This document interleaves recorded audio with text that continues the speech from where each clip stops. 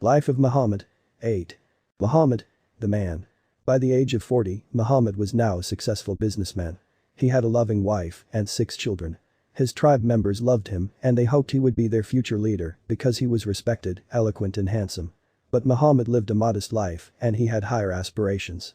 He used to wonder, what is the purpose of life?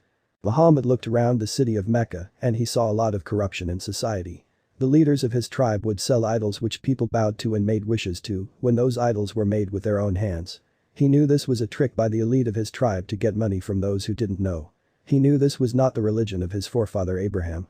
He saw how the people in society aborted baby girls, how racism was widespread, and the poor were treated as worthless because they had no money, while the rich ruled with freedom to do whatever they wished. Muhammad took part in charity work and often stood up for the weak in society. But he knew these small acts of good were not sufficient to make major change. Everyone was lost and no one knew the right path to follow for real success. He himself didn't know. So he separated himself from all this noise and went to a cave called Hira in Mecca. What are we doing in this world? Why are we here? Where are we going? He would meditate here and try to pray like he imagined his forefather Abraham prayed. He prayed to the one God who made everything, wishing for guidance. In the Bible, book of Isaiah 29:12 it is written. The book will be given to the one who is illiterate, saying, read this. And he will say, I cannot read. Muhammad could not read or write. He was a shepherd in his childhood, then a businessman as he got older, but like most of the Arabs, he never was taught how to read or write. One peaceful night, he was praying to God for guidance in the cave of Hira when all of a sudden he heard a voice say to him, Iqra. Read. Muhammad was shocked but bravely replied, I cannot read. The voice again said read. He again replied, I cannot read. Then it came close to him and hugged him tightly from his back till he could not breathe. Then the voice said read. With the name of your maker, who created man from a clot of blood. Read. And your maker is the most generous.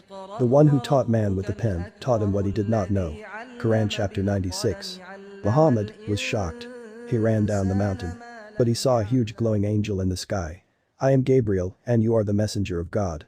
I am Gabriel and you are the messenger of God. Muhammad ran back home and said to his wife Khadija. Put a blanket on me, cover me. I am afraid and fear for myself. Don't be afraid, no harm can come to you. Because you look after the orphan, the poor and the homeless. We will go to my cousin Waraka tomorrow, and he will tell us about this. Waraka was now an old man. He had spent all his youth seeking the awaited last messenger of God. He had studied all the prophecies of the Bible deeply.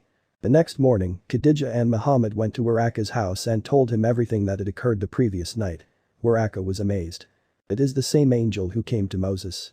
Waraka said. I wish I could support you when your people will expel you from this city of yours. Muhammad was shocked. They will expel me from this city? He asked. Waraka replied, yes. Muhammad was shocked why his people would expel him from this city of Mecca when he knew they loved and respected him so much.